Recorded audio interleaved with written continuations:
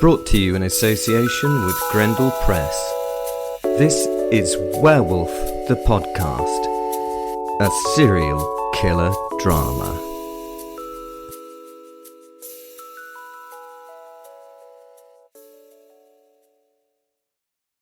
I wanna hunt like David. I wanna kill me a giant. Hello, my wonderful people. This is Wil your Werewolf, and this is Werewolf the Podcast. Today, I'm carrying on with When the Police Captured Me, so hopefully you've gone back to the prior episode and listened to that, or you've listened to that one before you've listened to this one, because then that one would then help you with this one, because then that makes sense. Yeah, it's episode 30 something, 34, that's the one, and I'm just going to carry on with the story. Hopefully you realise I've been captured by the police. This one's called What Happens in Prison Stays in Prison. You have to remember, the police had no idea that I was a werewolf. I mean, the word of the young child that a big dog had been killing people was taken as, well, a kid being stupid. I was rushed into a local police station where they put me in a can with 8 gangbangers. I think that is what kids these days would call them. You know, cans and gangbangers. All locals and from one of the toughest mobs that ran the area. See, I'm down with the kids. I think the authorities wanted to put the middle-class white boy in the cell to get a kicking and maybe more. I mean, if you think about it, I'd been a bit of a cunt. I sat on my bench showing no reason for them to be pissed, but this was an opportunity for them not to be missed. Obviously, the police had given them the all clear to have some fun with me. Well, they probably had not said anything like that, but had created a scenario in which the bad things could happen to me. I mean, I had a reputation for killing quite a few of them in the past, the police that is. The posit was not being respectful towards the gang either, as he wandered around the cell and took the general piss out of these big hard men. He could not get over the fact that they all had their pants, you know, kind of around their thighs, showing their asses, and in contrast I was there in a shirt and blue chinos. Okay, slightly bloodied and damaged, but still slightly, you know, out of character with my new chums. The posit was desperately trying to get me to fucking laugh, so that I would get in trouble. He's a bit of a dick like that every now and again. With his antics and impressions of those in the cell, I could not help it and broke.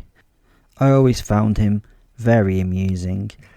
This gave the gang of people some reason to start some shit with the silly older man. Eventually I began to laugh, as you young people say, LOL.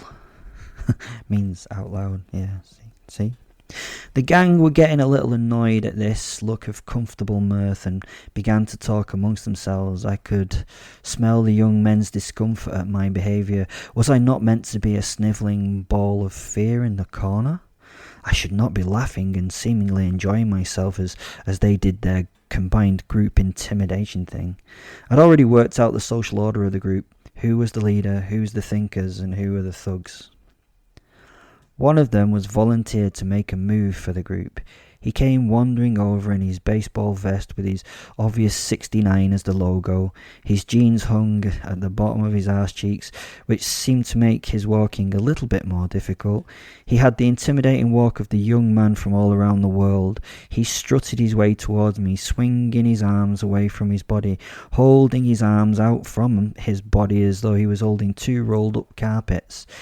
He was fucking hilarious to watch as he bobbed up and down with each step, but it really was funny to see the posit strutting alongside him on his back legs with his front legs swinging. Fen, for a wolf, was doing a very accurate copy of the thug's scary face. The boy must have thought that I was laughing at him. Not the case. I was laughing at both posit and the man, because they looked like they were straining for a shit. And that was it. I lost it, breaking into laughter and crying at the man and the posit's actions. "Hey, bruv, what you finding so funny? You laughing at us, blood?" he said, pointing to his crew. Strange accent for a tall, ginger white boy, but Hey, what am I to say? Fen was still ripping into him doing a perfect mimic, and I was desperately trying not to laugh, but sometimes it gets too much.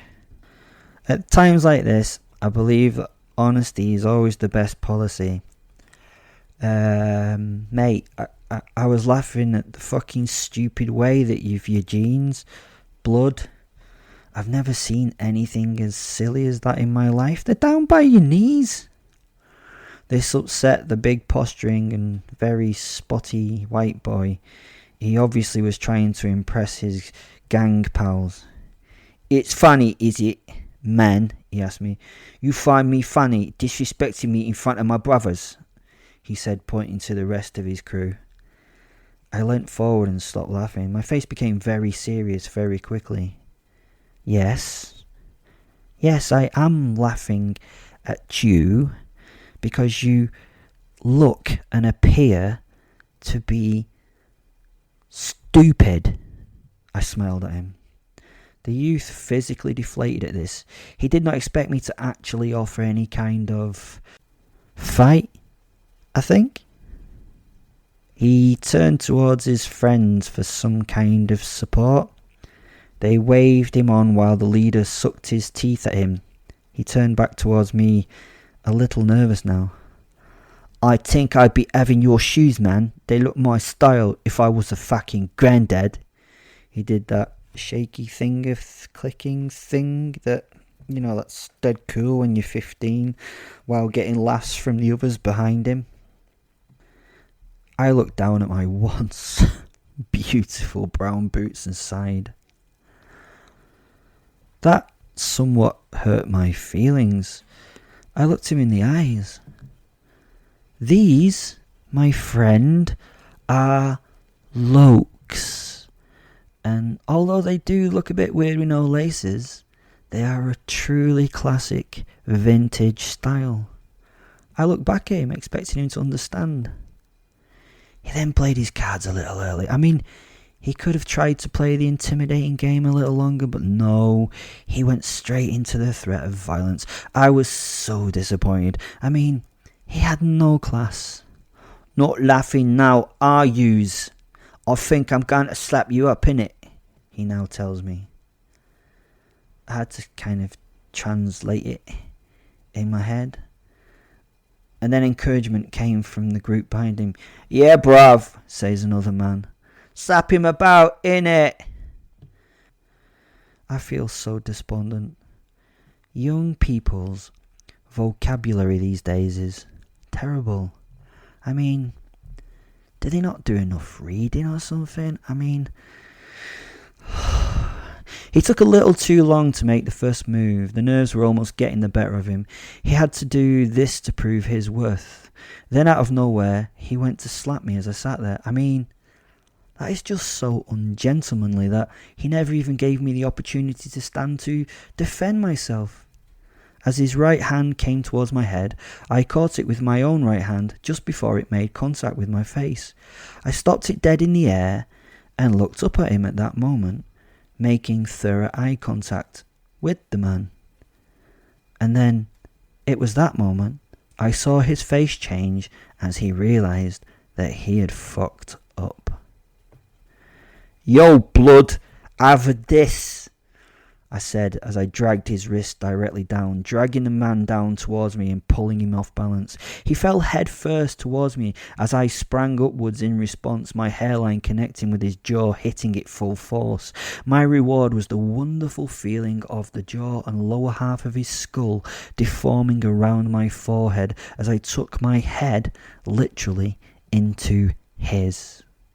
He flew backwards off his feet with the force of my headbutt. I had a moment of artistic joy as teeth and bits of bone came tearing through his face, the skin ripping apart and falling away. I love these moments of slow motion where the droplets of blood and the shattered bits fly around in the air, eventually dropping to the floor, not in a random pattern, but a pattern dictated by a little bit of physics. Floppy flaps of skin hung around that deconstructed jaw. Again, artwork.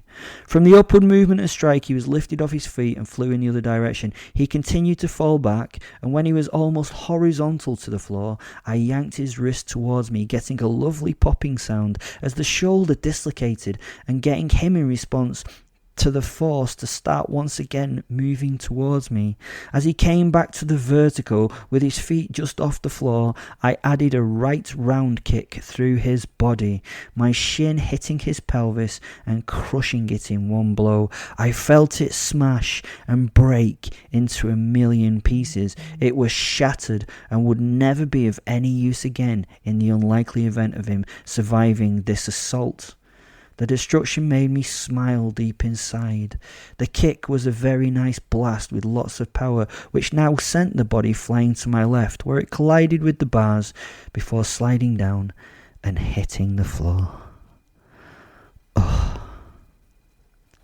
It was all over in a few milliseconds. The man was still alive, but I was unsure of how long he would be alive. His body was all sorts of shapes that it should not be, and his breath was somewhat hindered and bubbly due to the state of his mouth and throat.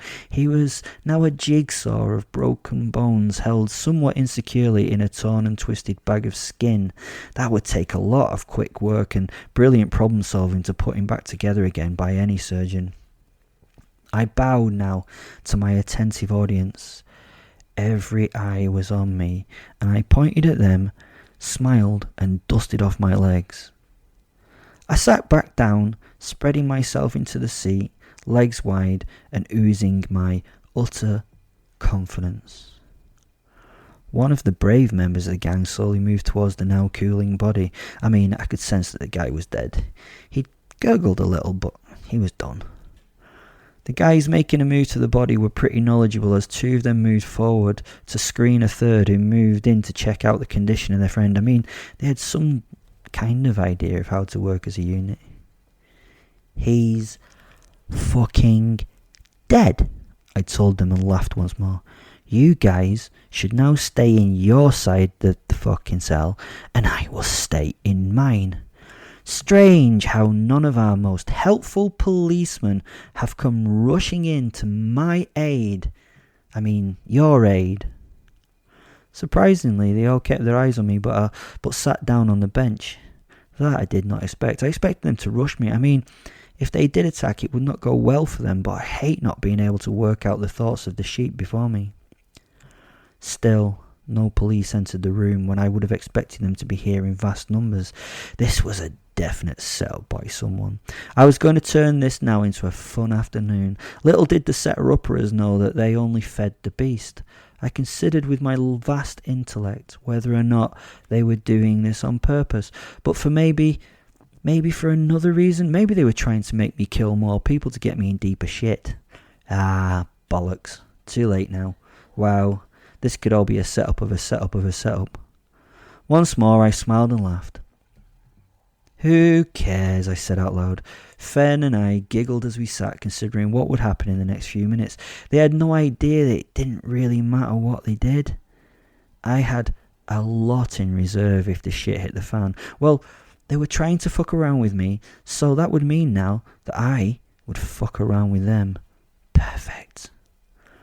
I stood up and removed my shirt, letting my prey see my perfect body. As I did so, I started to talk under my breath, just about in the audibility range of the gang. I don't believe this, Fen. I don't believe this. These people want me to kill these fuckers. I think these guys are gonna attack me, so I might as well fucking do them first.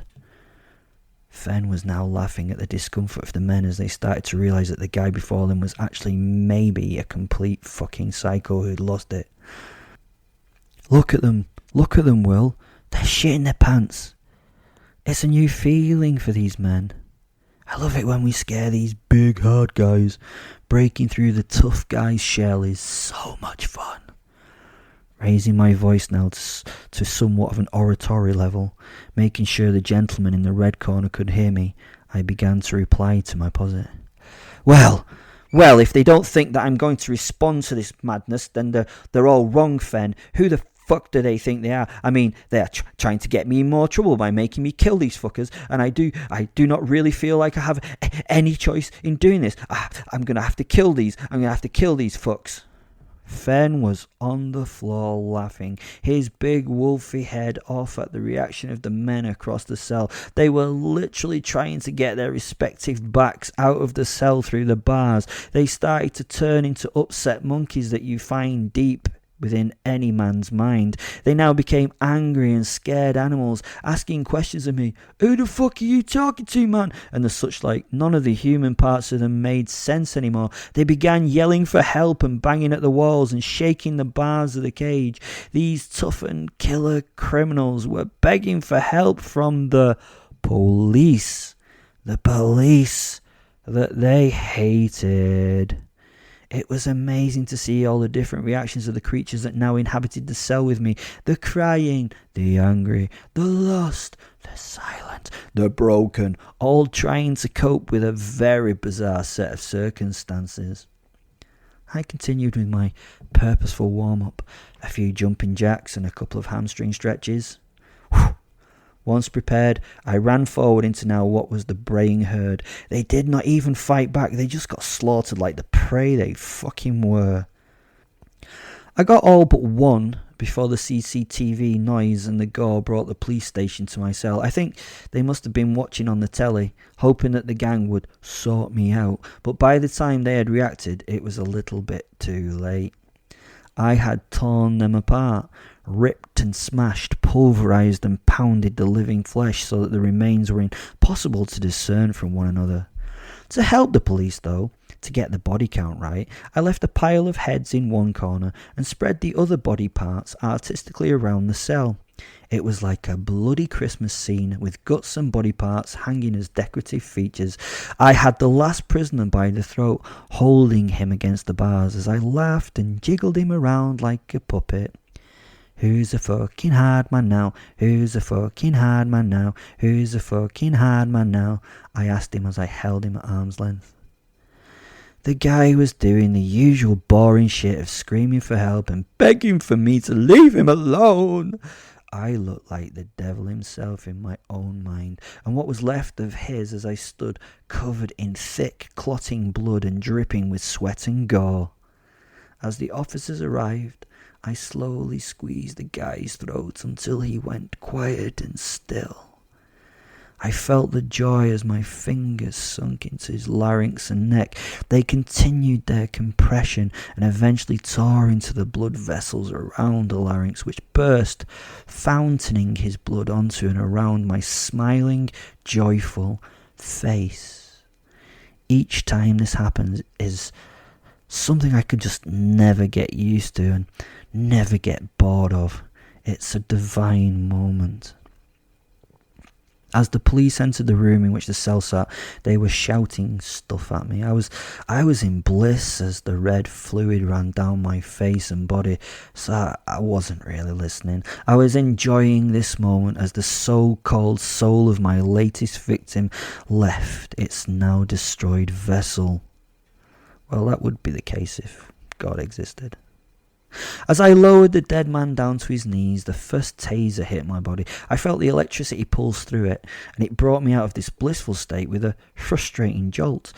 I turned to the unfortunate man who had fired the first electro snap of awfulness, and as the juice shot into my body, I ripped the wires from my skin.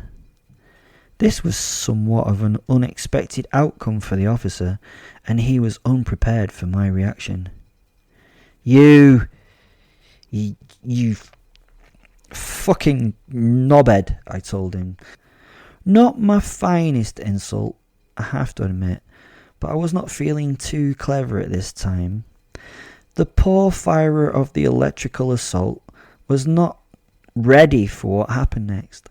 I covered the ground between us and grabbed the wrist that held the weapon through the bars. It was a silly mistake from him, and I used his arm to drag him to the bars of the holding cell. His body slammed into the cell where it stopped dead. Sadly for him, His limb did not stop, and his arm tore and dislocated at the shoulder. He obviously worked out, so it took several hard wrenches to get it clear from the man's body. This was going awesome so far. The only additional fun that could be added would be if Fen would come out and play, and I could be my werewolf. Although I really did not need him at that moment. Things were going swimmingly. More tasers now hit me as I dropped the arm and grabbed and tore the head from the corpse I was holding in my other hand. After it was removed from the brainstem, I pushed my fist up inside the skull, forcing out the brain material as it entered. The eyes of the head bulged from the pressure, and I heard some pops of tissue as the skull's contents squirted from its nostrils. It stole my interest from what was going on in the rest of the room. I now had all my focus on the newly acquired squirty toy. I'm like a new puppy at times. I can't help it. The electrical shocks got distracting, so with my other hand I pulled the pointless taser strikes from my skin. I turned the new glove puppet hand to the police. Alas, poor Yorick. I knew him. Well, not in the fucking slightest, to be honest. I laughed and smiled at the perplexed police. They had no fucking sense of humour. With the police in the apoplectic state of not knowing what the fuck to do, they could only really watch and wait for the firearms team to arrive. They could do nothing as I scooped out an eye from an orbital with a finger, grabbing the slippy sphere from the skull, tearing it from the musculature of the eyes. Mama! If you could only see me now, I screamed at the crowd. An audience to my violence was an appreciated rarity, and I popped the eyeball into my mouth and bit. It burst with an audible pop, and I spat the contents at the audience like some 80s punk frontman. This was so much fucking fun! How much PTSD could I cause in one moment?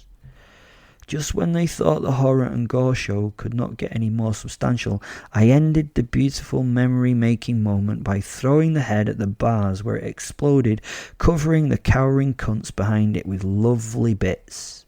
As the disgust and horror was sinking into my new friend's brains, I made my way to the back of the cell and used my hands that were covered in my lovely brain material to write a plea on the wall. Not guilty. Eventually the firearms arrived and a police officer came forward with his pistol and gave me a warning to get on the floor. There was no way I was going to do that. The floor was fucking disgusting. Swimming in blood, and being honest, I didn't want to do it, so I can be a bit of an arse when I want to be. Get on the floor now! Was ordered once more. I smiled and walked back to the bench, sitting down and resting my hands behind my head. Fen, who had sat in awe of all this entertainment, now started to giggle like a small child. I joined in with Fen, turning the little giggles into the heartfelt guffaws that this moment deserved. As this mirth was shared between us, the police slowly went through their frightened systems to come and get me under what they thought was laughingly their control. That's the end of part 2 of me being captured by the police. Hope you enjoyed it.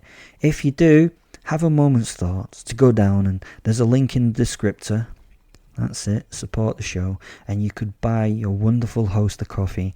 He needs it to wash the blood from his teeth.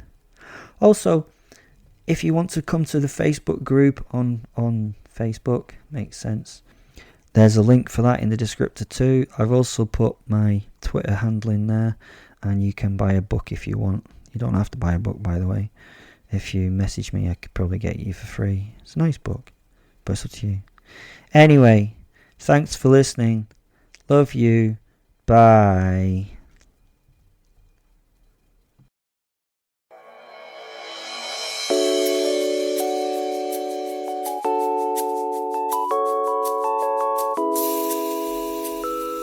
Brought to you in association with Grendel Press. This is Werewolf the Podcast, a serial killer drama.